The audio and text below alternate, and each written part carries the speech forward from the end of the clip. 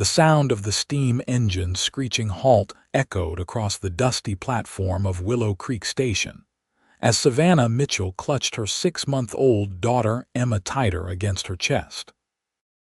The oppressive Texas heat of August 1875 beat down on her bonnet-covered head as she stood alone, the last passenger remaining on the wooden platform. "He ain't coming, madam," the station master said, not unkindly, as he swept the boards nearby.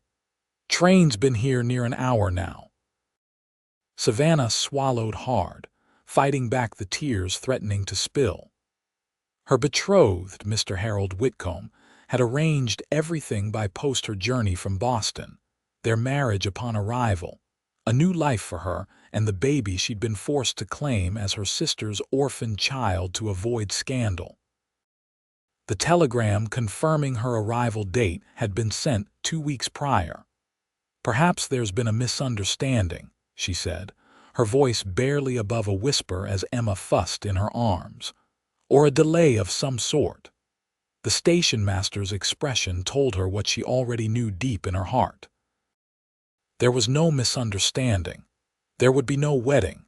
She had traveled 2,000 miles with a baby born out of wedlock, only to be abandoned in a town where she knew no one. "Is there a hotel nearby where I might wait?" she asked, trying to maintain her dignity. "The Willow Creek Inn's just down the way," but he hesitated, looking uncomfortable. "Might be best if you visit the sheriff's office first. Mr. Whitcomb left something for you there yesterday." Her heart sank further. "Yesterday?" "Yes, packed up his wagon and headed out after that. Said he was bound for California." Savannah felt her knees weaken, but she steadied herself against her trunk. With Emma whimpering from hunger and the sun beating down mercilessly, she wondered how her life had come to this desperate moment. "Madam, would you like me to fetch the sheriff for you?" Before she could answer, the thundering sound of hoofbeats approached, and a tall figure on horseback appeared at the edge of the platform. The man dismounted in one fluid motion, his spurs jingling as his boots hit the wooden planks. Dust covered his worn denim pants and the leather chaps protecting them. His face was partially obscured by a wide-brimmed hat, but she could see a strong jawline covered with several days' worth of beard. "Afternoon, Pete," the man called to the station master, his voice deep and resonant. "Any packages come in for the Double R today?" "Nothing today, Quentin, though we've got something of a situation here." Pete nodded toward Savannah. The cowboy Quentin turned his attention to her, and Savannah felt the intensity of his gaze as he assessed her and the child in her arms. His eyes were a startling blue against his sun-bronzed skin. "Madam," he said, tipping his hat, "you look like you could use some assistance." Emma chose that moment to break into a full cry, her tiny face reddening with the effort. Savannah bounced her gently, trying to soothe her while maintaining what little composure she had left. "I'm fine, thank you," she managed, though the tremor in her voice betrayed her. Quentin Ross had seen many things in his 30 years, but the sight of the young woman standing alone on the platform, clearly abandoned and trying desperately not to fall apart, stirred something within him. Her simple blue traveling dress was wrinkled from the journey, and wisps of auburn hair had escaped her bonnet, framing a face that might have been pretty if not clouded by distress. "Wit left her high and dry," Pete explained in a low voice. "Mail order arrangement gone bad." Quentin's jaw tightened. He'd never thought much of Harold Whitcomb, a man who talked big about his supposed cattle fortune but seemed to spend most of his time in saloons. Still, abandoning a woman and a baby was low even for him. "Sheriff's got a letter for her," Pete continued. "But I reckon it don't say nothing good."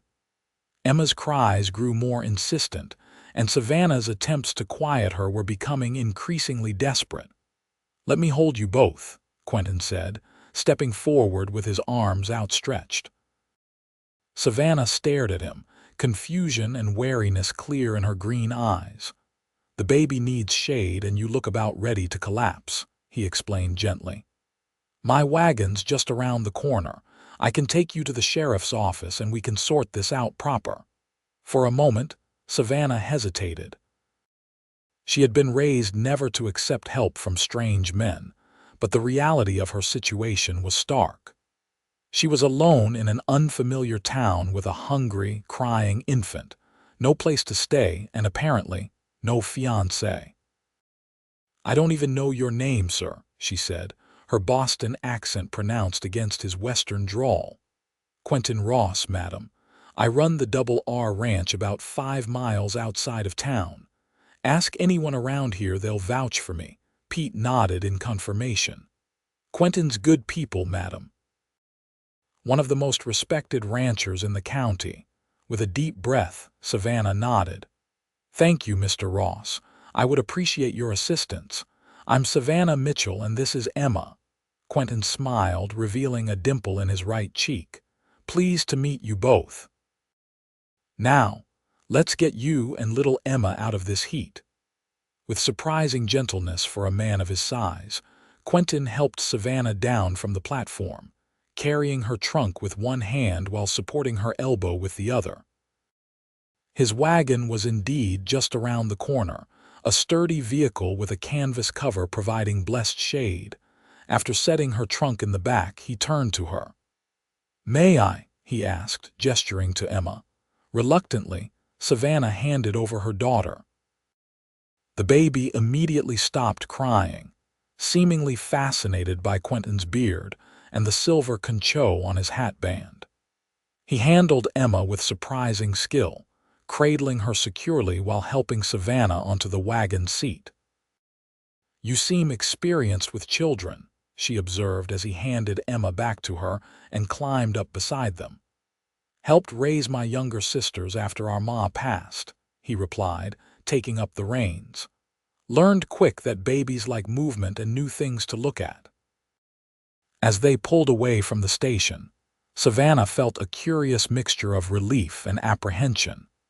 She had no idea what awaited her at the sheriff's office, but at least she wasn't standing alone in the heat anymore.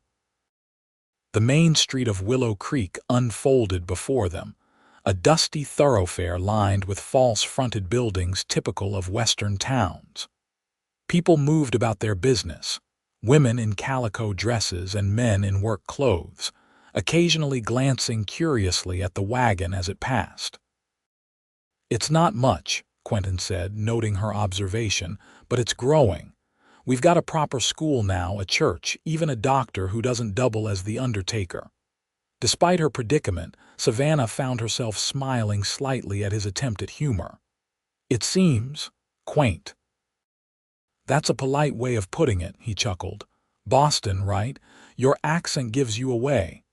"Yes," she admitted, "though I haven't much to return to there."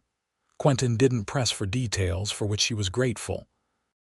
Instead, he pointed out buildings as they passed the general store, the dressmaker's shop, the small lending library that had been established the previous year. All too soon, they arrived at a modest building with sheriff painted above the door. Quentin helped her down from the wagon, again taking Emma while Savannah gathered her skirts. "I can wait out here if you prefer," he offered, but Savannah shook her head. "Please come in. I might need a witness to whatever news awaits me." Sheriff Morgan was a middle-aged man with a salt and pepper mustache and kind eyes that crinkled at the corners. He looked up from his desk as they entered, his expression shifting from surprise to understanding as he took in Savannah and the baby. "You must be Miss Mitchell," he said, rising. "I've been expecting you." "Sheriff, this is Quentin Ross," Savannah introduced. "He was kind enough to bring me here from the station." The sheriff nodded to Quentin. "Good to see you, Ross." He turned back to Savannah. "I'm afraid I have some unfortunate news, Miss Mitchell. Mr. Whitcomb left this for you." He pulled an envelope from his desk drawer. With trembling fingers, Savannah accepted it. Emma had fallen asleep against Quentin's chest, her little mouth slightly open, One tiny hand curled around his finger. The letter was brief and coldly formal. Miss Mitchell, I regret to inform you that circumstances have changed since our correspondence began. Upon reflection, I do not believe I am suited to the role of husband or father. I have decided to seek my fortune in California. Enclosed is $20 to assist you in returning east. Harold Whitcomb. Savannah read it twice before looking up, her face pale but composed. He's gone to California. He's not coming back. Sheriff Morgan cleared his throat uncomfortably. Yes, madam, left yesterday morning. Said he'd been planning it for some time. I see. She glanced at the $20 enclosed with the letter, not even enough for a train ticket halfway back to Boston. And I suppose he said nothing about alternative arrangements for me. No, madam, he did not. Quentin, who had been silent throughout the exchange, spoke up. Sheriff, Miss Mitchell will need accommodations. Is Mrs. Holloway still taking boarders? She is, but the sheriff hesitated. But she doesn't accept children, Savannah finished for him, recognizing the hesitation. I understand. Is there anyone in town who might? An uncomfortable silence followed, confirming her fears. Even in a growing town like Willow Creek, a single woman with a child and no visible means of support would be viewed with suspicion at best. Miss Mitchell could stay at the Double R, Quentin said suddenly. We've got the old foreman's cabin. It's small but clean. My sister Sarah's visiting from Denver. She could provide proper chaperonage. Savannah stared at him. Mr. Ross, I couldn't possibly impose. It's not an imposition, he interrupted gently. The cabin's sitting empty, and we could use an extra pair of hands around the place. Sarah's been complaining about having to cook for the hands.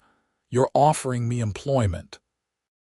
Savannah asked, scarcely believing what she was hearing.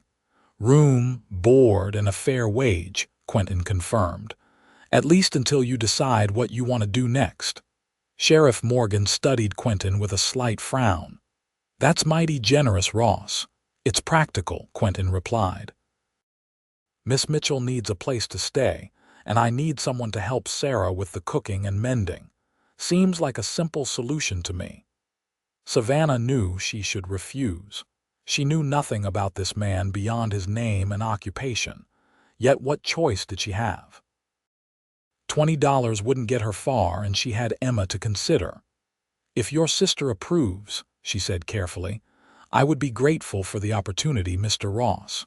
Quentin nodded, a slight smile appearing beneath his beard. Then it's settled.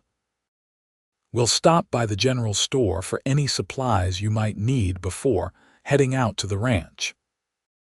As they left the sheriff's office, Savannah felt a peculiar mixture of emotions: despair at being abandoned, relief at finding temporary shelter, and an inexplicable flutter of something else when Quentin smiled down at Emma, who had awakened and was now cooing at him. Mr. Ross, she said as he helped her back into the wagon, why are you doing this? He considered her question for a moment before answering. My ma always said that a person's character is revealed by how they treat those who can't do anything for them in return. He settled Emma back in her arms. Besides, every child deserves a safe place to sleep, and every mother deserves a chance to provide for her child. The simple sincerity of his words touched something deep within Savannah. For the first time since arriving in Willow Creek, she allowed herself to feel a glimmer of hope. The general store was a treasure trove of necessities and small luxuries. While Quentin discussed feed orders with the proprietor, Savannah selected a few modest items: soap, hairpins, and diapers for Emma. She was carefully counting out coins from her meager savings when Quentin appeared at her side. Add it to my account, Joe, he told the shopkeeper, ignoring Savannah's protests. And throw in some of those peppermint sticks and a tin of those tea biscuits from back east. Mr. Ross, I cannot allow you to consider it an advance on your wages, he said quietly. You can pay me back if it makes you feel better." Before she could argue further, the shop door opened and a well-dressed woman entered, her expression souring when she saw Quentin. "Mr. Ross," she acknowledged stiffly. "I thought you avoided town on supply days." "Mrs. Pemberton," Quentin replied, tipping his hat with exaggerated politeness. "I made an exception today." He turned to Savannah. "Miss Mitchell, this is Mrs. Pemberton, our local banker's wife. Mrs. Pemberton, Miss Savannah Mitchell, newly arrived from Boston." Mrs. Pemberton's gaze flicked dismissively over Savannah before landing on Emma. Her eyebrows rose sharply. "Indeed, and this would be—" "My daughter," Savannah said firmly, lifting her chin. She had endured enough whispers and judgmental looks in Boston. She wouldn't cower here. "I see." Mrs. Pemberton's tone conveyed volumes of disapproval. "How interesting that you've already made Mr. Ross's acquaintance." Quentin stepped forward slightly. "Miss Mitchell will be working at the Double R, helping my sister with household duties." "How fortunate for her," Mrs. Pemberton replied, her emphasis making it clear she thought it was more fortunate for Quentin. "Well, I mustn't keep you. Good day." As she moved away, Savannah felt her cheeks burning with humiliation. "Perhaps this isn't the best arrangement after all," she whispered to Quentin. "I wouldn't want to damage your reputation." Quentin's expression hardened as he watched Mrs. Pemberton gossiping with the shopkeeper's wife. "Mrs. Pemberton's opinion matters about as much to me as a gnat's to a bull," he said bluntly. "And anyone else who wants to wag their tongues can save their breath. You ready to go?" His loyalty to a woman he'd just met was bewildering but oddly comforting. Savannah nodded, and they completed their purchases in silence. The journey to the Double R Ranch took them out of town and across rolling grasslands dotted with wildflowers. As they traveled, the landscape opened up in a way that made Savannah catch her breath. Having spent her life in the crowded confines of Boston, the vast openness of the Texas prairie was both terrifying and exhilarating. "It's beautiful," she murmured, more to herself than to Quentin. "It grows on you," he agreed. "First time I saw it, I thought it was the loneliest place on earth. Now I can't imagine being anywhere else." "How long have you lived here?" "Came out with my pa right after the war. I was 15. He started the ranch with 20 head of cattle and a dream." Quentin's voice softened with memory. "When he passed 5 years back, we had nearly 500 head. Now we're up to about 1,200. "That's impressive," Savannah said sincerely. "You must be very proud." "It's good, honest work," he replied. "Not always easy, but worth it." They crested a small rise, and the Double R spread out before them, a collection of well-maintained buildings nestled in a small valley. A 2-story house of white-painted wood stood as the centerpiece, with a barn, bunkhouse, and several smaller structures arranged around it. In the distance, cattle grazed peacefully on green pastures. "Home," Quentin announced simply. As they approached, a woman emerged from the main house, shading her eyes against the sun.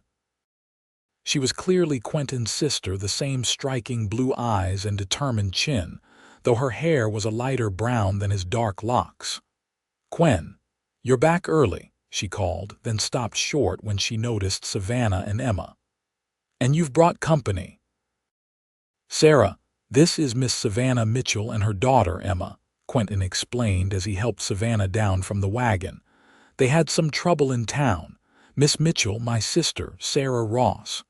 Sarah's expression shifted from surprise to warm welcome. "Well, hello there. And what a beautiful baby." She moved forward to get a better look at Emma, who gurgled happily in response to the attention. Quentin briefly explained the situation while Savannah stood awkwardly by, uncertain of her reception despite his assurances. To her relief, Sarah's face showed only sympathy and righteous indignation on her behalf. "That horrible man. Leaving you stranded like that, it's unconscionable." She turned to her brother. "Of course they must stay here. The foreman's cabin is perfect. I had it aired out just last week." "I've offered Miss Mitchell employment as well," Quentin added, "to help with the cooking and such while you're here." Sarah linked her arm through Savannah's. "Oh, thank goodness. I'm a terrible cook, if I'm being honest. The men are too polite to say anything, but I've seen them sneaking extra biscuits at breakfast because they know dinner will be dire." "Can you cook, Miss Mitchell?" "Please call me Savannah," she replied, warming to Sarah's friendly manner. "And yes, I'm quite proficient in the kitchen. I worked as a cook's assistant in Boston." "Then you're already more qualified than I am. Come, let me show you the cabin while Quentin deals with your trunk." The foreman's cabin was indeed small but clean and tidy. A central room contained a sturdy table, 2 chairs, and a small sofa. A compact kitchen area occupied one corner, with a cast iron stove and shelves for provisions. A door led to a bedroom furnished with a bed, a chest of drawers, and a small crib that looked recently dusted. "The crib was Quentin's and mine when we were babies," Sarah explained, following Savannah's gaze. "I thought Emma might use it. It's sturdier than it looks. Our father built it to last." Tears welled in Savannah's eyes at this simple kindness. "Thank you," she whispered. "Both of you have been so generous to strangers." Sarah squeezed her hand. "We've all been strangers somewhere, haven't we? Now, why don't you settle in and rest? Dinner's at 6 in the main house, but don't worry about helping today. You've had quite an ordeal."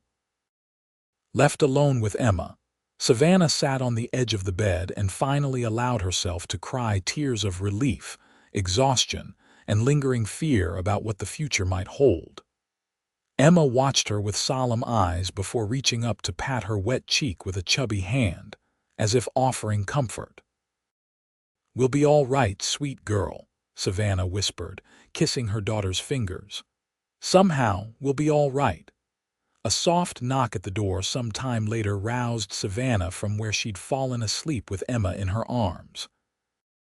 Night had fallen, and the cabin was dark except for a sliver of moonlight through the window. "Miss Mitchell," Quentin's voice came through the door. "Sarah sent me to fetch you for dinner. Are you all right?" "Just a moment," she called, hastily straightening her dress and hair before lighting the lamp by the bed. When she opened the door, Quentin stood there with a covered basket in his hands. "I thought you might need these," he said, holding out the basket. Inside were diapers, a small jar of applesauce, and a soft flannel blanket. Sarah said babies need lots of things. The thoughtfulness of the gesture nearly undid her composure again. "Thank you. This is very kind." "It's nothing," he demurred, then gestured toward the main house, its windows glowing warmly in the darkness. "Dinner's ready when you are." The main house was comfortably furnished with a mixture of well-crafted pieces and homey touches: braided rugs, quilts draped over chairs, and shelves lined with books. The dining room table was set for 3, with a high chair pulled up beside one place. "The hands eat in the bunkhouse," Sarah explained as she brought in a platter of roast chicken. "Unless it's a special occasion, makes for quieter meals." Dinner was a surprisingly comfortable affair. Sarah kept the conversation flowing with tales of her life in Denver, where she worked as a schoolteacher, while Quentin occasionally interjected with gentle teasing or clarifications. They asked Savannah questions about Boston, but tactfully avoided inquiring about her circumstances or Emma's father. It wasn't until after the meal, when Sarah had taken Emma to show her the collection of small wooden animals Quentin had carved over the years, that Savannah found herself alone with her host. "Your sister is lovely," she said, helping him clear the dishes despite his protests. "You're fortunate to have each other." "She's a pistol," he agreed with obvious affection. "Smart as a whip, too. Could have married a dozen times over, but she's got her heart set on making something of herself first. And you, Savannah ventured. No wife waiting in the wings. A shadow crossed his face. There was someone once. It didn't work out. The finality in his tone discouraged further questions. Instead, she asked about the ranch, and he brightened, explaining the seasonal rhythms of cattle raising, the challenges of weather and market prices, and his hopes for expanding their operation. "I'm boring you," he said suddenly, noticing her stifling a yawn. "Not at all," she assured him. "It's fascinating. I've just had a rather overwhelming day." His expression softened. "Of course. Let me walk you back to the cabin." Outside, the night was alive with sounds Savannah had never heard in the city: crickets, distant coyotes, the soft lowing of cattle. Above them, stars scattered across the sky in numbers that staggered the imagination. "I've never seen so many stars," she breathed, stopping to look up. Quentin paused beside her, his face tilted toward the heavens. "One of the best things about living out here. Makes a person feel small and big all at once, doesn't it?" "Yes, exactly that," she agreed, surprised by his poetic observation. They stood in companionable silence for a moment before he spoke again. "Miss Mitchell, Savannah, I want you to know that you're welcome here for as long as you need. No expectations beyond the work we discussed." She turned to look at him, his features illuminated by moonlight. "Why are you helping me, truly? You must know how it looks taking in a strange woman with a child." "I suppose I do," he acknowledged, "but I've never much cared what people think."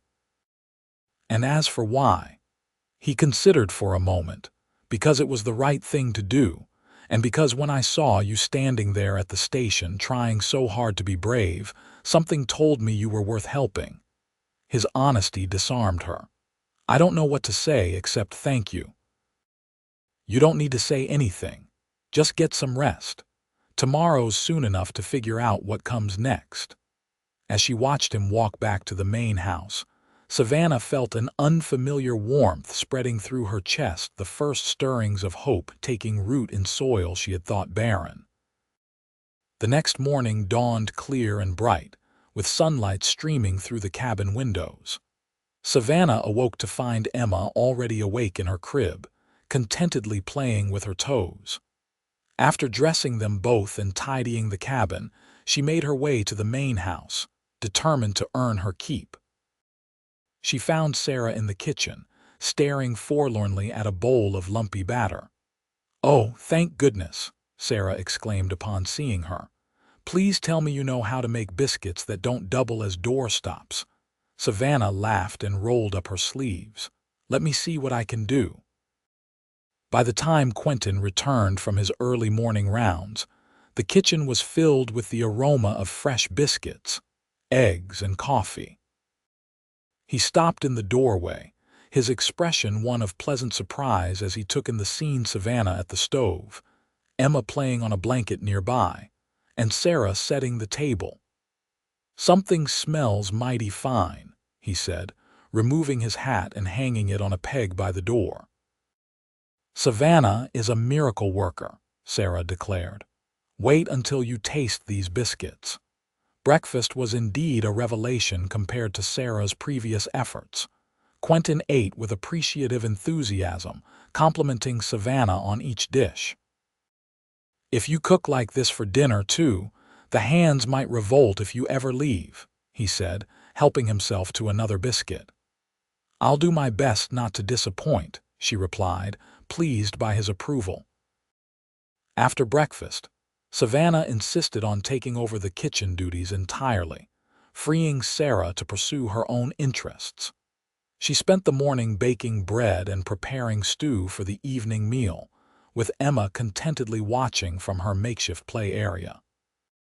Around midday, Sarah appeared with a proposition. "I need to ride into town for supplies. Would you like to come along? It might be good for you to get to know the place a bit better." Savannah hesitated, remembering Mrs. Pemberton's cold reception. "I'm not sure I'd be welcome." Nonsense. Sarah dismissed her concern with a wave. Mrs. Pemberton is just one old biddy. Most folks in Willow Creek are decent enough once they get to know you. Reluctantly, Savannah agreed. She changed Emma into a clean dress and donned her own best day dress, a modest blue cotton with white piping that had seen better days, but was still presentable. The ride to town was pleasant, with Sarah pointing out landmarks and sharing local history. Unlike her brother, who was comfortable with silence, Sarah filled every moment with cheerful chatter. "Quentin mentioned you worked as a cook's assistant in Boston," she said as they approached the town. "Was that at a restaurant or a private home?" "A boarding house for young ladies," Savannah replied. "I lived there for several years after my parents died." "I'm sorry about your parents," Sarah said sincerely. "Losing ours was the hardest thing Quentin and I ever faced." "How old were you?" 16 when my father passed, 18 when I lost my mother." Savannah didn't add that her mother had died of grief as much as consumption, fading away after her husband's fatal accident at the shipyard where he'd worked. "And then you came west," Sarah prompted. Savannah hesitated, unsure how much to reveal. "Yes, eventually. There were limited opportunities for me in Boston." Sarah's perceptive gaze suggested she understood more than Savannah was saying, but she didn't press. "Well, I'm glad you found your way to us, however circuitous the route." The town was busy with midday activity when they arrived. Sarah's friendly greetings to everyone they passed helped ease Savannah's anxiety somewhat, though she noticed curious glances directed their way. Their first stop was the general store, where Sarah introduced her properly to Joe, the proprietor, and his wife, Martha. To Savannah's relief, they were cordial, especially after Sarah mentioned her cooking skills. "We get so tired of bachelor cooking when we visit the Double R," Martha confided. "Quentin's a fine rancher, but that man could burn water." As they moved about town, completing errands, Savannah began to relax slightly. Not everyone was as welcoming as the storekeeper and his wife, but most people were at least polite. Emma, wide-eyed and smiling at everyone, proved to be an excellent ambassador. They were just leaving the post office when a commotion further down the street caught their attention. A group of cowboys had emerged from the saloon, laughing raucously. One of them spotted Sarah and called out, "Miss Ross, come have a drink with us, pretty lady." Sarah ignored them, taking Savannah's arm to steer her toward their wagon. But the men weren't easily discouraged. Two of them broke away from the group and intercepted their path. "Now don't be unfriendly," said the taller of the two, his words slightly slurred. "We're just being neighborly." His gaze shifted to Savannah, narrowing as he took in Emma in her arms. "Who's your friend?" "This is Miss Mitchell," Sarah said coolly. "Now if you'll excuse us, gentlemen, we need to be on our way." "Mitchell," the man frowned. "Ain't you the one who got left at the station? Whitcomb's mail-order bride?" Savannah felt her face flame with embarrassment as several passers-by turned to look. "That's none of your business, Frank Dawson," Sarah snapped. "Now step aside." Frank grinned, revealing tobacco-stained teeth. "Heard Whitcomb took one look at you and that bastard baby and decided California was a better prospect." He leaned in closer. "Can't say I blame him, but if you're still looking for a husband, I might be persuaded to." His words were cut off as a large hand grabbed him by the collar and yanked him backward. Quentin Ross stood there, his expression thunderous as he shoved Frank away from the women. "Apologize," Quentin said, his voice deceptively quiet. Frank, sobering quickly at the sight of the much larger rancher, raised his hands. "Now, Ross, I was just having some fun. Apologize to the ladies, or I'll introduce your face to the dirt," Quentin repeated, his stance making it clear he was perfectly willing to follow through. "Sorry, Miss Ross, Miss Mitchell," Frank muttered, not sounding particularly sincere. "No offense meant. Get back to the saloon," Quentin ordered. "And if I hear you've been disrespecting either of these ladies again, a sore jaw will be the least of your worries." As Frank and his companion slunk away, Quentin turned to Savannah and Sarah. "Are you all right?" "We're fine," Sarah assured him. "Though your timing is impeccable as always." Quentin's gaze was on Savannah, who was trembling slightly. "Savannah, I'm all right," she managed, though her voice wavered. "Just startled." His expression softened. "Let me escort you both back to the ranch. I've finished my business here anyway." As they walked toward the wagons, Savannah was acutely aware of the stares following them. Word of her situation had clearly spread throughout the small town. She wondered if coming to Willow Creek with Quentin and Sarah had been a mistake after all. "Don't let them get to you," Quentin said quietly, as if reading her thoughts. "Small towns run on gossip, but it burns out quick when there's nothing to fuel it." "And if there is?" she asked, equally quiet. He glanced down at her, his blue eyes steady. "Then you face it with your head high, knowing your true worth isn't measured by wagging tongues." Something in his words, or perhaps the conviction behind them, steadied her. She nodded, straightening her shoulders as they continued down the street. The return journey to the Double R was subdued. Emma, picking up on the tension, fussed in Savannah's arms until Sarah suggested moving her to the back of the wagon where she could lie down more comfortably. Once the baby was settled, Sarah climbed in beside her, leaving Savannah to ride with Quentin. They traveled in silence for a while before Quentin spoke. "I'm sorry about what happened in town. Frank Dawson's a troublemaker when he drinks." "It wasn't your fault," Savannah replied, keeping her gaze on the road ahead. "And he wasn't entirely wrong, was he? I was left at the station." "I am unmarried with a child." Quentin's hands tightened on the reins. "That doesn't give anyone the right to speak to you that way." "Perhaps not, but it's the reality I face. My presence at your ranch will only invite more gossip, more judgment. I should find another arrangement as soon as possible." "Is that what you want?" he asked, his voice carefully neutral. Savannah finally looked at him. "What I want is irrelevant. I need to think practically for Emma's sake." "With all due respect, that's not an answer," Quentin persisted. "Do you want to leave the Double R?" The question caught her off guard.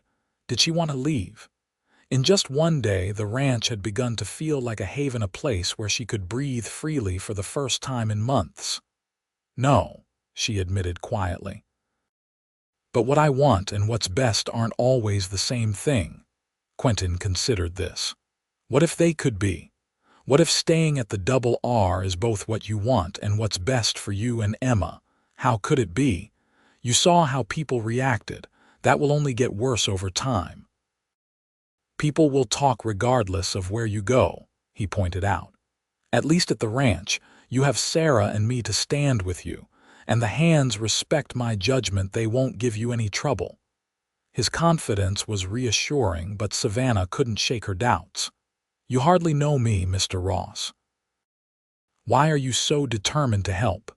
Quentin was silent for so long that she thought he might not answer. When he finally spoke, his voice was low and reflective. "When I was a boy, before we came west, my mother took in a young woman who was in trouble, pregnant and unmarried, abandoned by the man who'd promised to marry her." He kept his eyes on the road, but Savannah could see the muscle in his jaw working. "The town turned against my mother for it, called her all manner of things. But she stood firm. She said that turning away someone in need was a far greater sin than helping them, no matter what others thought." "What happened to the woman?" Savannah asked softly. "She stayed with us until her baby was born, then moved on to stay with relatives out west. She wrote to my mother for years after." He glanced at Savannah briefly. "I was too young to understand all of it then, but I never forgot how my mother stood up to an entire town for what she believed was right. The story touched Savannah deeply. "Your mother sounds like a remarkable woman." "She was," he agreed simply. "So when I saw you standing there at the station, holding Emma and trying so hard to be brave, I guess I heard my mother's voice telling me what to do." Savannah felt tears prickling behind her eyes. "Thank you for sharing that with me, and for everything else." Quentin nodded, seeming slightly embarrassed by his own openness. "All I'm saying is, don't make any hasty decisions based on Frank Dawson and his ilk. Give the double R a chance. Give yourself a chance." As the ranch came into view, Savannah found herself nodding. "All right. I'll stay, at least for now." The smile that lit Quentin's face at her words stirred something warm and unfamiliar in her chest, something that felt dangerously like hope.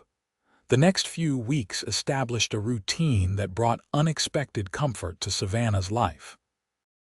She rose early each morning to prepare breakfast for Quentin and the ranch hands, then spent her days managing the household alongside Sarah.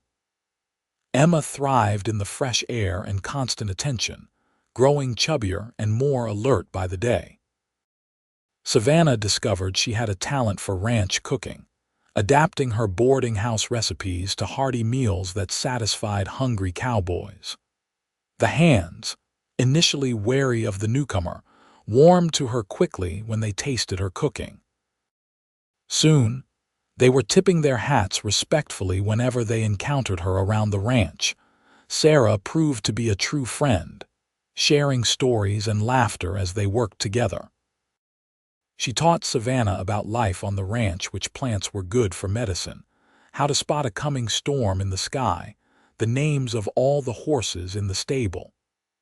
In return, Savannah shared her knowledge of Eastern fashions and literature, subjects that fascinated the younger woman. "I've been thinking," Sarah said one afternoon as they hung laundry behind the main house. "The harvest dance is coming up in 2 weeks. You should come with us." Savannah stiffened slightly. She hadn't returned to town since the incident with Frank Dawson. "I don't think that would be wise." "Nonsense," Sarah insisted. "It's the biggest social event of the season. Everyone will be there, music, dancing, food. It's wonderful fun." "Everyone is precisely the problem," Savannah pointed out. "I doubt I'd be welcome." Sarah pinned a shirt to the line with unnecessary force. "Let them try to make you unwelcome. Besides, you'll be with us. No one would dare be rude." "It's kind of you to suggest it, but Quentin will be disappointed if you don't come," Sarah interrupted, her expression innocent but her eyes shrewd. "He's been looking forward to it." Savannah felt her cheeks warm. "Has he said so?" "Not in so many words," Sarah admitted, "but I know my brother. He's been spending an awful lot of time making sure you're comfortable here." It was true. Despite his busy schedule managing the ranch, Quentin made time each day to check on Savannah and Emma. Sometimes it was just a brief visit to the kitchen to sample whatever she was baking. Other times, he lingered after dinner, entertaining Emma while Savannah cleared the table, or joining her on the porch in the evening to point out constellations in the night sky. These quiet moments had become the highlight of Savannah's days, though she tried not to examine too closely why that might be. "I'll think about it," she promised Sarah, who grinned triumphantly. Later that evening, as Savannah sat on the porch of her cabin, watching the sunset paint the sky in shades of orange and pink, the sound of approaching footsteps made her look up. Quentin appeared, carrying a small wooden object in his hands. "Evening," he greeted her. "Mind if I join you?" "Please do," she replied, gesturing to the empty chair beside her. Emma just fell asleep. He settled into the chair with a sigh of contentment. "Best time of day, isn't it? Work's done, night's still young, and there's nothing but possibilities ahead." Savannah smiled at his poetic observation. "You're quite the philosopher, Mr. Ross." "Quentin," he corrected gently. "After all this time, I think we can dispense with formalities, don't you?" "Quentin," she agreed, liking the way his name felt on her tongue. He held out the wooden object he'd been carrying, a small, intricately carved horse. Made this for Emma. Thought she might like it when she's a bit older. Savannah accepted it, running her fingers over the smooth contours. The craftsmanship was impressive, every detail lovingly rendered. "It's beautiful, thank you." "It's nothing," he demurred. "Keeps my hands busy in the evenings." "Sarah mentioned the harvest dance," Savannah said after a comfortable silence. "She seems determined that I should attend." Quentin chuckled.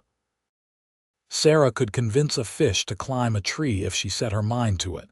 But she's right, the dance is quite an event. Good food, good music. The whole county turns out for it." "And you think I should go?" she asked, watching his profile in the fading light. He turned to look at her, his expression serious. "I think you should do whatever makes you comfortable, but yes, I'd like it if you came. Very much." The simple honesty of his statement warmed her more than any elaborate compliment could have. "Then I'll come," she decided. "Though I haven't anything suitable to wear." "Sarah's already thought of that," he admitted with a grin. "She's planning a trip to town tomorrow to visit the dressmaker. Says it's high time you had something new." Savannah shook her head, both touched and exasperated by their generosity. "I can't keep accepting charity. It's not charity," he interrupted firmly. "You've more than earned your keep here. The hands say they've never eaten so well, and Sarah claims you've saved her from domestic disgrace. Consider it a bonus for exceptional service." His teasing tone made her smile despite her reservations. "You're impossible to argue with, Quentin Ross, so I've been told," he agreed cheerfully. "Usually by Sarah, and usually right before she wins the argument anyway." Their laughter mingled in the twilight air, creating a moment of perfect harmony that Savannah wished could last forever. The following day, Sarah practically dragged Savannah to town, Emma in tow, for a visit to Mrs. Caldwell's dressmaking shop. The dressmaker, a plump, friendly woman in her 50s, welcomed them warmly. "Miss Ross, always a pleasure, and this must be Miss Mitchell and little Emma that I've heard so much about." Savannah tensed, wondering what exactly the woman had heard, but Mrs. Caldwell's smile seemed genuine. "Sarah tells me you're in need of a new dress for the harvest dance," Mrs. Caldwell continued, already pulling out pattern books. "Something special, I think." "Nothing too elaborate," Savannah protested. "Something modest and practical." "Modest, yes, practical perhaps." "But definitely special," Sarah insisted. "This is your first social event in Willow Creek. You should make an impression." For the next hour, they pored over patterns and fabric samples. Eventually, they settled on a design, a gown of deep green cotton with black piping and a modest bustle. The color, Mrs. Caldwell declared, would complement Savannah's auburn hair and fair complexion perfectly. "I can have it ready by next Thursday," the dressmaker promised as she took Savannah's measurements. "Just in time for the dance on Saturday." As they left the shop, Savannah felt a mixture of excitement and apprehension. It had been so long since she'd attended a social event, longer still since she'd looked forward to one. "You're going to look beautiful," Sarah predicted as they made their way back to the wagon. "Quentin won't be able to take his eyes off you." "Sarah," Savannah protested, glancing around to ensure no one had overheard, "don't say such things." Sarah's expression turned serious. "Why not? It's true. My brother admires you greatly, Savannah. Surely you've noticed." Of course she'd noticed. The way his gaze lingered on her when he thought she wasn't looking. The small kindnesses he showed her daily. The gentle way he handled Emma, as if the child were precious to him personally. "Even if that were true," Savannah said carefully, "you know why nothing could come of it." "Because of Emma," Sarah guessed. "Quentin doesn't care about that. He's not like other men." "It's not just Emma," Savannah admitted, lowering her voice. "There's More to my story that I haven't shared. Sarah's expression softened. Whatever it is, Savannah, it won't matter to him. Not if he cares for you. You can't know that, Savannah said, her throat tight with emotion. I know my brother, Sarah replied simply. Better than anyone, trust me on this. The day of the harvest dance arrived with perfect early autumn weather, crisp and clear, with just enough breeze to rustle the changing leaves.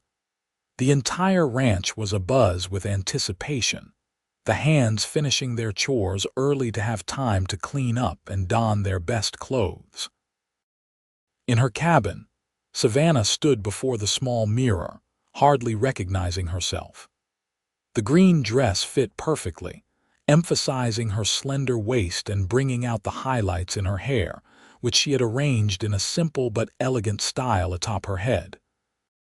It had been so long since she had dressed for a social occasion that the woman in the mirror seemed like a stranger, someone from her past life in Boston, before everything had changed. A knock at the door startled her from her reverie. "Come in," she called, expecting Sarah.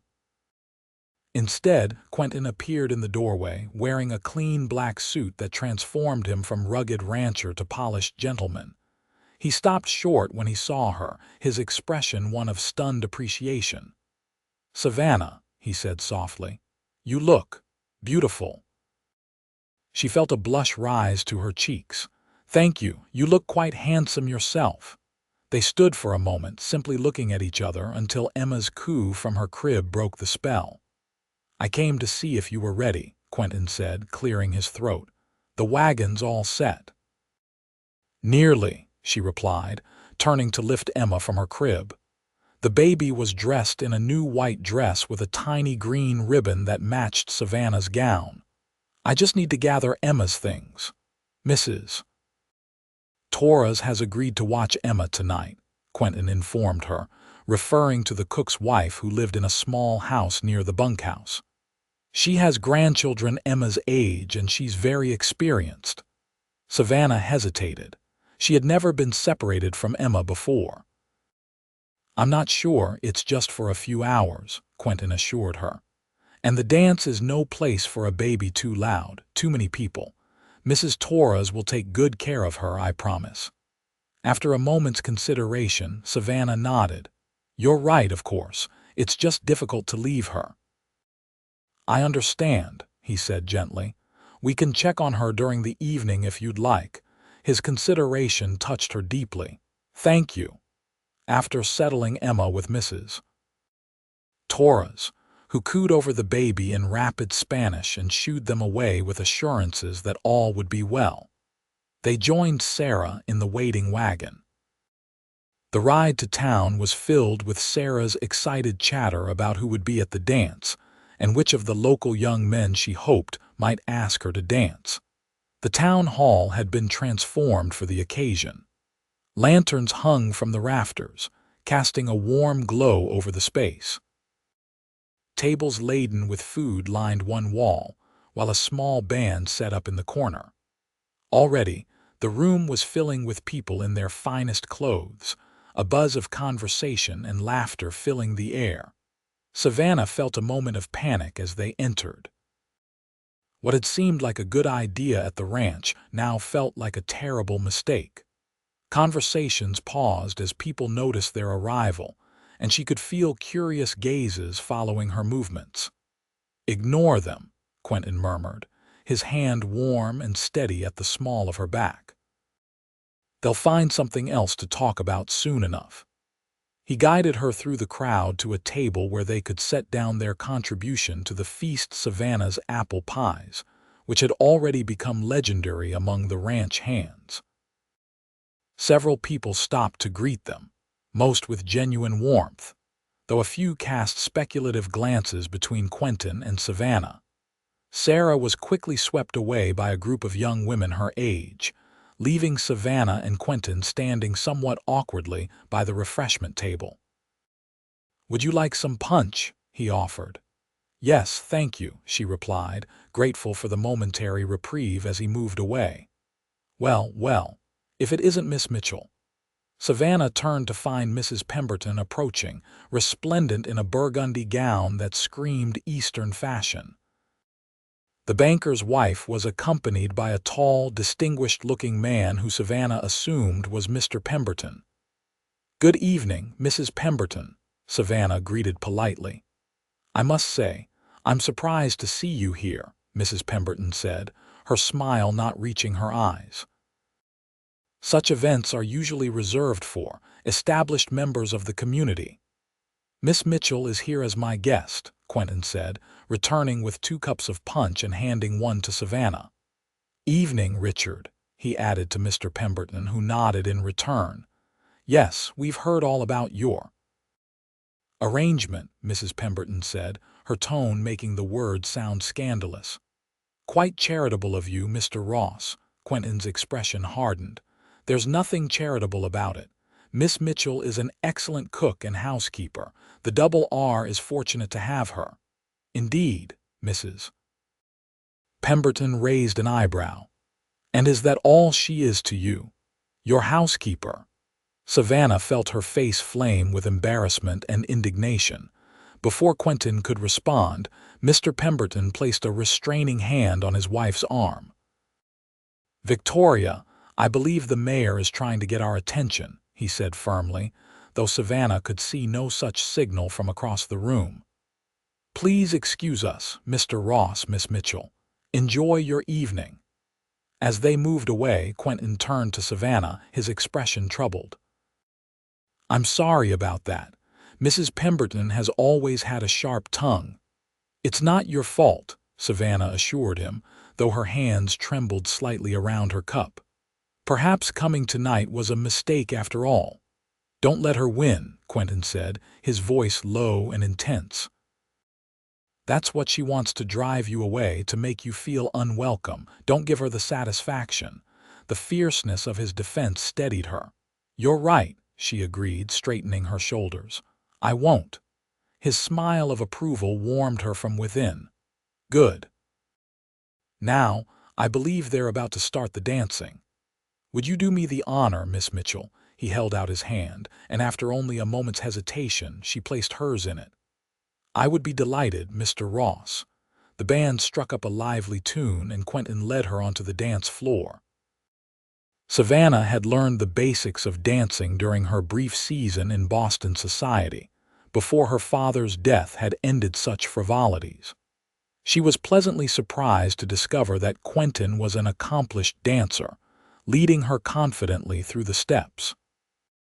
"You dance very well," she commented as they circled the floor. "My mother insisted," he replied with a grin. "Said no son of hers would stomp around a dance floor like a wounded buffalo." The image made her laugh, drawing curious glances from nearby dancers. "I can't imagine you ever being clumsy. You didn't see me at 14 all arms and legs and no idea what to do with them." His hand was warm and steady at her waist as he guided her through a turn. "You're quite graceful yourself. Thank you, though it's been years since I've danced." "You couldn't tell," he assured her, his blue eyes warm with admiration. As the evening progressed, Savannah began to relax and enjoy herself. Not everyone was as welcoming as she might have hoped, but many people were friendly, asking about her life at the Double R and complimenting her on her pies. Quentin remained attentive throughout, never straying far from her side except when Sarah dragged him away for a sibling dance. During one such interlude, Savannah found herself approached by Sheriff Morgan, who tipped his hat politely. "Evening, Miss Mitchell. You're looking well. Ranch life seems to agree with you." "Thank you, Sheriff. It does indeed." He glanced around to ensure they wouldn't be overheard before continuing in a lower voice. "I thought you might like to know I received word from California last week. Seems Mr. Whitcomb has run afoul of the law out there. Tried to swindle some miners in a fake land deal." Savannah wasn't sure how to respond. "I'm sorry to hear that," she said finally. The sheriff shrugged. "Thought you might find it relevant. Given how things turned out, you might have dodged a bullet with that one." As he moved away, Savannah considered his words. Would her life have been better if Harold Whitcomb had met her at the station as promised? She would have had the security of marriage, yes, but at what cost?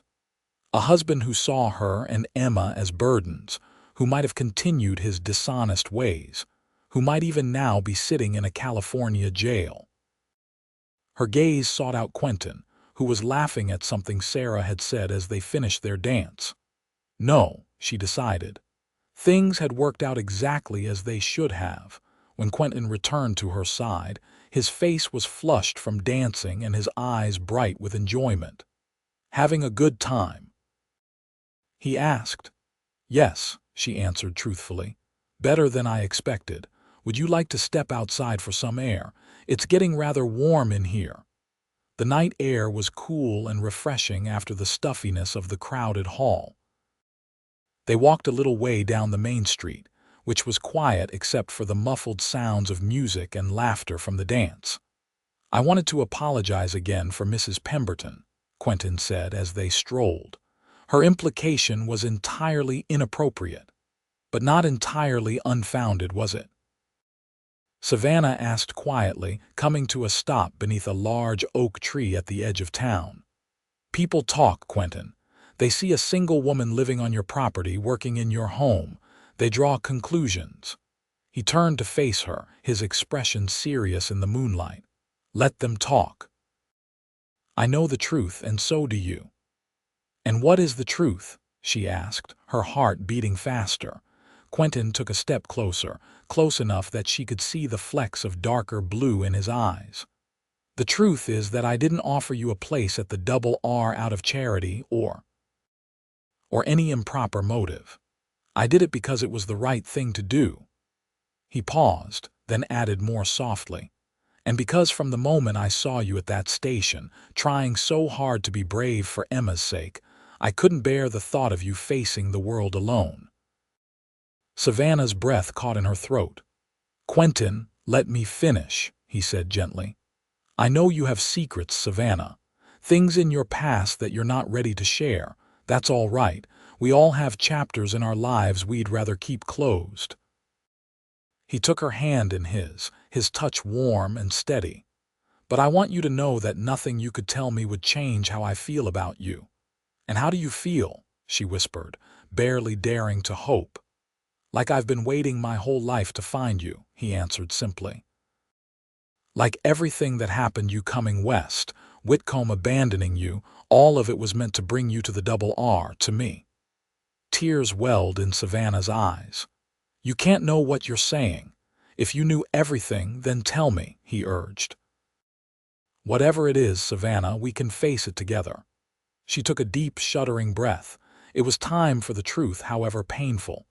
Emma isn't my niece, she began, her voice trembling. She's my daughter. Quentin's expression didn't change. I know, he said gently. Savannah stared at him in shock.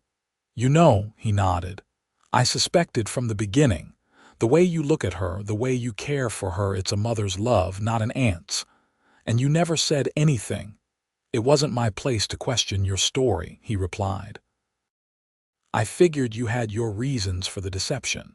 Taking courage from his acceptance, Savannah continued. Her father was the son of my mother's employer. He pursued me after my mother died when I was working as a maid in their house. She swallowed hard, the memory still painful. He promised marriage, but when I told him I was with child, he denied everything. His parents dismissed me without a reference. Quentin's hand tightened around hers, but he remained silent, letting her speak. The boarding house took me in, allowed me to work in the kitchen where I wouldn't be seen. After Emma was born, they helped me find a position as a mail-order bride. Mr. Whitcomb seemed kind in his letters, said he didn't mind that I was bringing my orphaned niece. It seemed like a chance at a new life, a fresh start. And then he abandoned you too, Quentin finished for her, his voice tight with anger on her behalf. Savannah nodded. Now you understand why we can't, she couldn't finish the sentence. No, I don't understand, Quentin said, his gaze intense. "What I understand is that you've faced more hardship in your young life than most people ever will, and you've done it with grace and courage. What I understand is that Emma is the child of a man who didn't deserve you, but she's also your daughter, and that makes her precious beyond words." He released her hand to cup her face gently between his palms. "What I understand, Savannah Mitchell, is that I'm falling in love with you. Both of you." The words she had never expected to hear from anyone, least of all this good, honorable man, broke the last of her defenses. Tears spilled down her cheeks as she whispered, "I don't deserve you." "You deserve so much more than I can give you," he corrected her, wiping away her tears with his thumbs. "But I'll spend every day trying if you'll let me." In answer, Savannah rose on her tiptoes and pressed her lips to his in a kiss that held all the words she couldn't yet say. His arms came around her, strong and protective, as he returned the kiss with a tenderness that made her heart ache. When they finally broke apart, Quentin rested his forehead against hers. "We should get back," he murmured. "People will talk." "Let them," Savannah replied with a newfound confidence, making him laugh. They returned to the dance hand in hand, no longer caring who noticed or what conclusions might be drawn. Sarah caught sight of them from across the room and raised an eyebrow at their clasped hands and Savannah's flushed cheeks. Quentin gave his sister a slight nod, which was answered with a beaming smile of approval. Later, as they checked on Emma, sleeping peacefully in Mrs. Torres's gentle care, before heading back to the ranch, Savannah felt a sense of peace she hadn't known in years. There were still obstacles to face, prejudices to overcome, but for the first time she didn't have to face them alone. The weeks following the harvest dance were filled with a quiet joy for Savannah. Her relationship with Quentin deepened day by day, built on honest conversations and shared moments of laughter. To her surprise, his confession at the dance hadn't led to immediate pressure for marriage or further intimacy. Instead, he seemed content to court her properly, respecting her need for time and the boundaries she set. Each evening, after the day's work was done, they would sit on the porch of her cabin, sometimes talking for hours, other times simply enjoying the companionable silence as they watched the stars emerge. Occasionally, he would bring his guitar and play softly while she sang lullabies to Emma. These simple moments felt more precious to Savannah than any grand gesture could have been.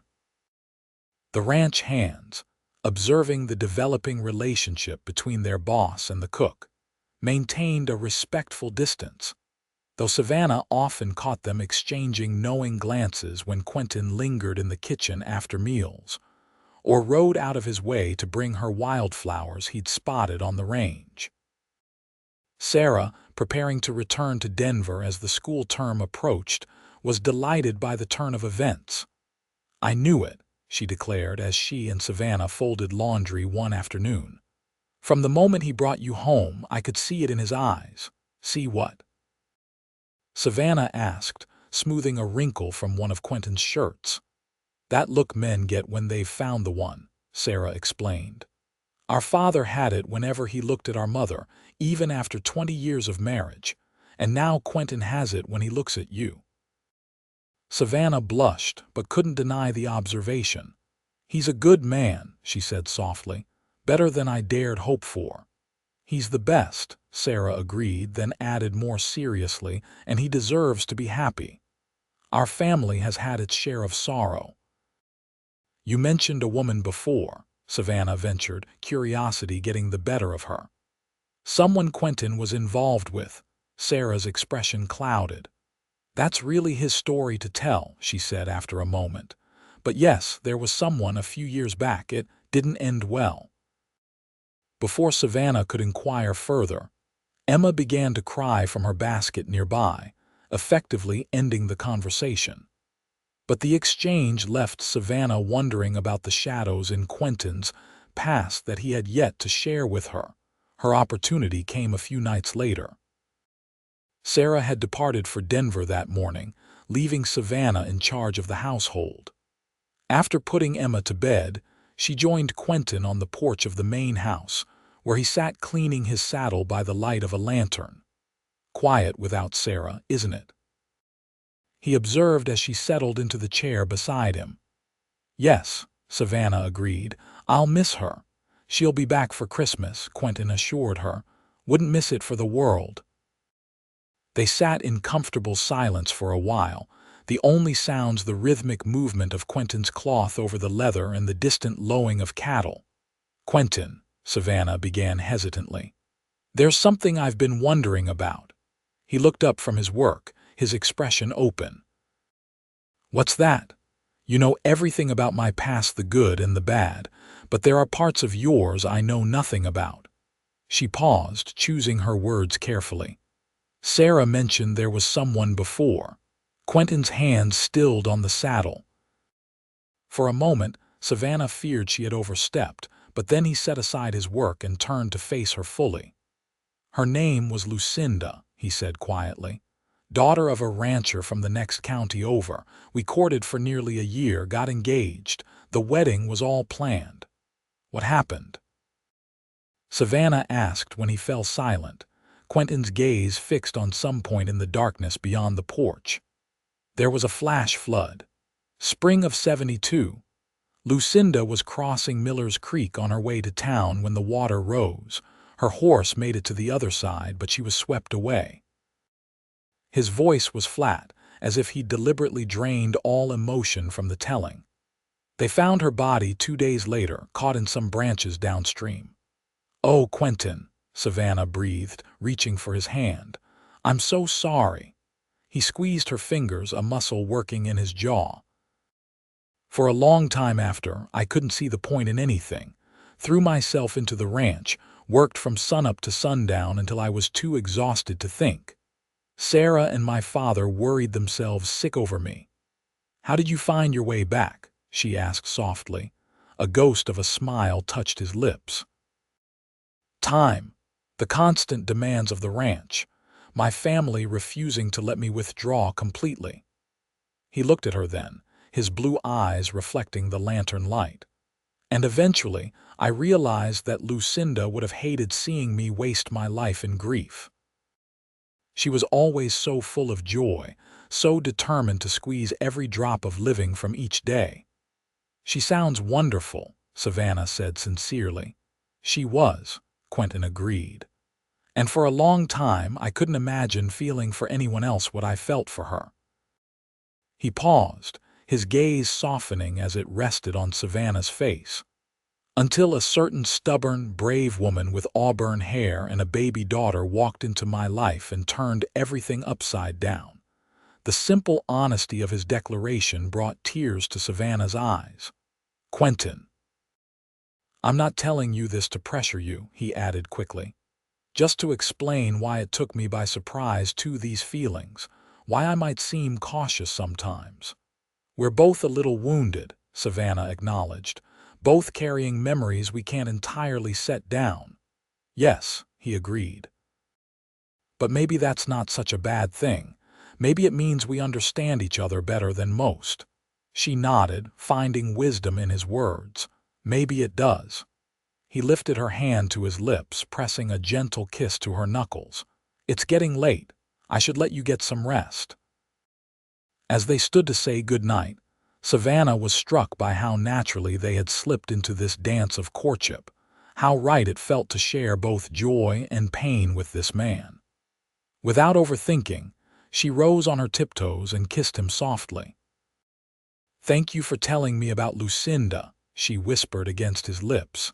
His arms came around her, holding her close for a moment before reluctantly releasing her. Good night, Savannah. Good night, Quentin.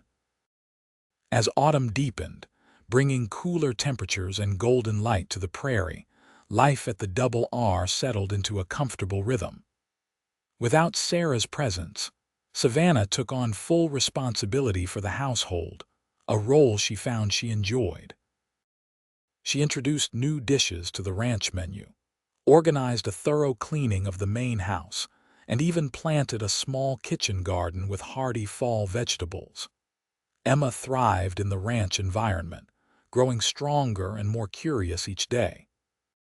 She began to crawl, exploring her surroundings with determined concentration that made Savannah laugh and Quentin beam with pride, as if the child's accomplishments were somehow his to celebrate as well. The hands had fully accepted Savannah's presence by now, treating her with a mixture of respect and protective camaraderie. Old Pete, the foreman, had taken to bringing Emma little wooden toys he whittled in the evenings, while young Tommy, barely 18 and far from his own mother, often volunteered to rock Emma when Savannah's hands were full with dinner preparations. It was Tommy who brought the news one chilly November afternoon as Savannah was kneading bread dough in the kitchen. "Miss Mitchell," he called, knocking hesitantly at the back door. "Got a visitor for you." Savannah looked up, flour dusting her cheeks, to see a familiar figure standing behind Tommy, the station master from Willow Creek. Her heart sank at his solemn expression. "Pete," she greeted him, wiping her hands on her apron. "Is something wrong?" "Not wrong exactly, madam," Pete replied, twisting his hat in his hands. "But I've got a telegram here that came for you. Seemed important, so I brought it out myself rather than waiting for someone to come to town." Savannah accepted the yellow paper with trembling fingers. Who would be sending her a telegram? She had no family left, no connections from her past life that would reach out to her here. The message was brief, but shocking. "Miss Mitchell, stop. Harold Whitcomb, deceased, California. Stop left. Will naming you and child beneficiaries. Stop, please contact Attorney Samuel. Right, San Francisco. Stop, urgent matters to discuss." Stop. Savannah read it twice, trying to make sense of the words. Harold Whitcomb, the man who had abandoned her at the station, had died and apparently left her something in his will. "Bad news, madam?" Pete asked, concern evident in his weathered face. "No, not bad," she assured him, still dazed. "Just unexpected. Thank you for bringing it all this way." After Pete departed, Savannah sat at the kitchen table, staring at the telegram. What could Harold possibly have left her? And why would he name her in his will at all after the way he had treated her? The sound of boots on the porch roused her from her thoughts. Quentin entered, his face lighting up at the sight of her before quickly shifting to concern when he noticed her expression. "Savannah, what's wrong?" Wordlessly, she handed him the telegram. He read it quickly, his brow furrowing. "Whitcomb's dead," he said flatly, "and he's left you something." "Apparently," she confirmed, "though I can't imagine what or why." Quentin pulled out a chair and sat beside her, taking her flour-dusted hands in his. "What do you want to do?" The question caught her off guard. She had been so surprised by the telegram that she hadn't thought beyond the initial shock. I don't know. Contact the attorney, I suppose, though I can't imagine traveling to San Francisco with Emma." "You wouldn't have to go in person necessarily," Quentin pointed out. "We could wire this Samuel Wright, ask him to handle things by post." Savannah nodded slowly. "Yes, that makes sense, though I wonder what could be so urgent that he had me tracked down here." Quentin squeezed her hands gently. "Whatever it is, we'll handle it together, all right." His easy inclusion of himself in her affairs warmed her heart. All right. The next day, Quentin rode into town to send a telegram to the San Francisco attorney, explaining that Savannah couldn't travel but requesting details about the inheritance. The response came 3 days later, brought once again by Pete, the station master. "Miss Mitchell, stop. Whitcomb owned deed to property in Willow Creek. Stop house and 20 acres. Stop also small bank account. Stop papers. Require signature. Stop. Will send by post. Stop condolences on your loss. Stop right. Stop a house." Savannah said in disbelief, after reading the telegram. Harold owned a house in Willow Creek. Quentin looked equally surprised. I never knew of Whitcomb owning property here. He always stayed at the boarding house when he was in town. 20 acres, Savannah murmured, trying to comprehend this unexpected turn of events. And a bank account. It changes things, Quentin said quietly, watching her face. Savannah looked up at him, suddenly understanding his concern. You think I'll leave the double R now that I have property of my own? It wasn't a question, but he nodded anyway. It would make sense. You'd be independent, beholden to no one. You could raise Emma on your own terms. The thought had crossed her mind fleetingly, but she was surprised by how little appeal it held. The double R had become home in a way no place had been since her parents died. And Quentin had become essential to her happiness in a way she had never anticipated. "Is that what you want?" she asked, studying his face. "For me to leave?" "God, no," he replied with such vehemence that she couldn't help but smile. "But I want you to have choices, Savannah. Real choices, not just making the best of limited options." His selflessness touched her deeply. "My choice is here," she said softly, "with you if you'll have us." The relief that washed over his features was almost comical. "If I'll have you." "Savannah, I've been trying to work up the courage to ask you to marry me for weeks." Her heart skipped a beat. "You have?" "Of course I have," he said, as if it were the most obvious thing in the world. "I love you, I love Emma. I want us to be a family officially, properly." "Then ask me," she whispered, her eyes shining. Quentin blinked, momentarily caught off guard, then smiled. Without hesitation, he slid from his chair to one knee before her, taking her hands in his. "Savannah Mitchell, I've loved you since the moment I saw you standing brave and alone at that train station. I've loved Emma since she first grabbed my finger with her tiny hand. I want to spend the rest of my life with both of you, building something beautiful together. Will you marry me?" Tears of joy spilled down Savannah's cheeks as she nodded. "Yes, Quentin Ross. Yes, I will marry you." He rose and pulled her into his arms, kissing her with a tenderness that spoke of promises kept and a future shared.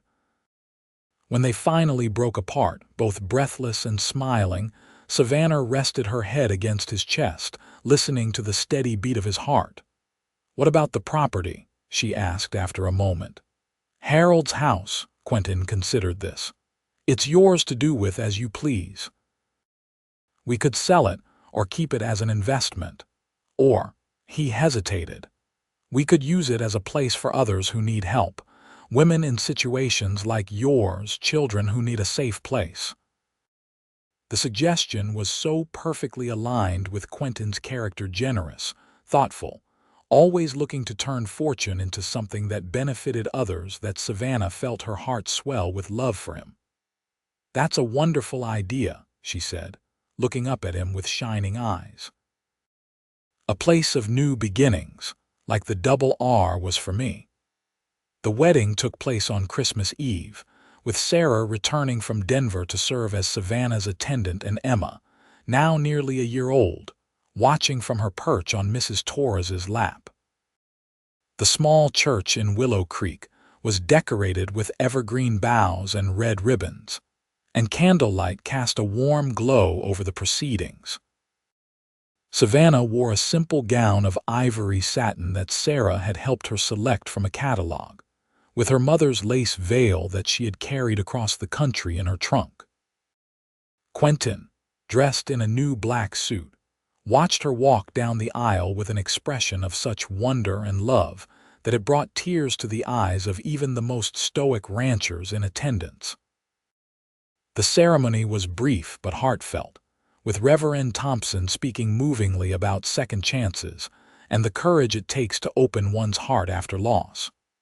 When Quentin and Savannah exchanged vows, their voices were clear and certain, each word a promise neither took lightly. "I now pronounce you husband and wife," the Reverend declared. "What God has joined together, let no man put asunder." Quentin kissed his bride to the cheers and applause of friends and neighbors, even Mrs. Pemberton, who had gradually softened her stance as Savannah proved herself a respected member of the community. The celebration afterward was held at the Double R, with long tables set up in the barn, which had been cleared and decorated for the occasion. There was music and dancing, feasting and laughter, as the community came together to celebrate not just a wedding, but the triumph of love over circumstance. Later that night, after the guests had departed and Emma slept peacefully in her crib in the main house's nursery, formerly Sarah's room, Quentin carried Savannah over the threshold of their home.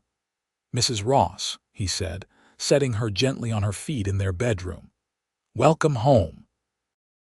"I've been home since the day you found me at that station," she replied softly, reaching up to touch his face.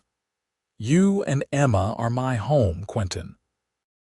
His kiss was tender and full of promise, the promise of a life shared, of children raised in love, of hardships faced together and joys multiplied in the sharing.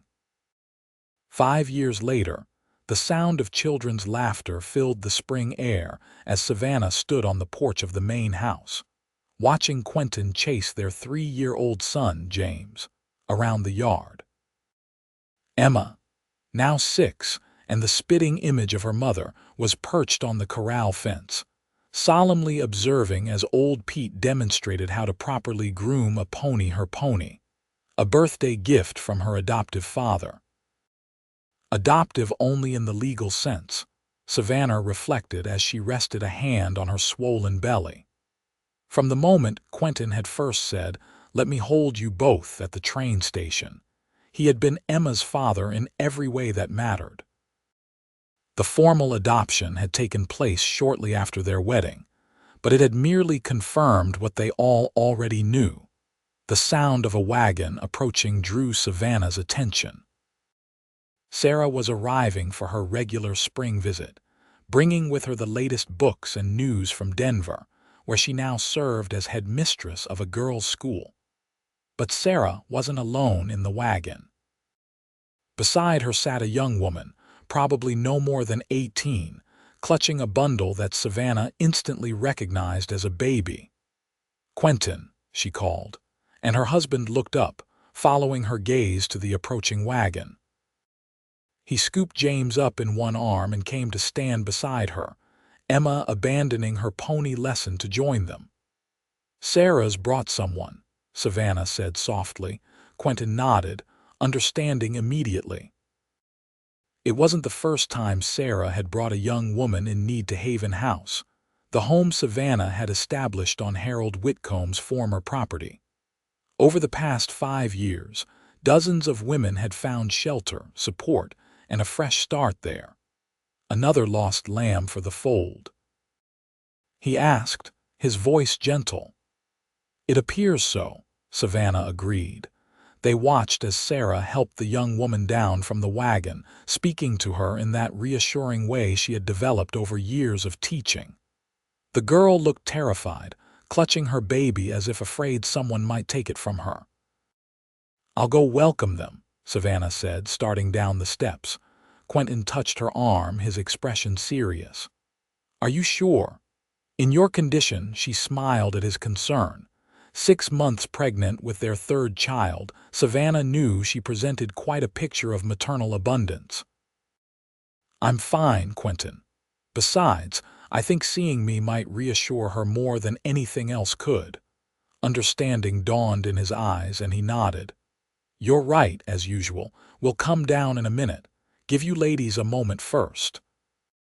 As Savannah made her way toward the wagon, she thought about the journey that had brought her here from abandoned mail order, bride to beloved wife, mother, and pillar of the community.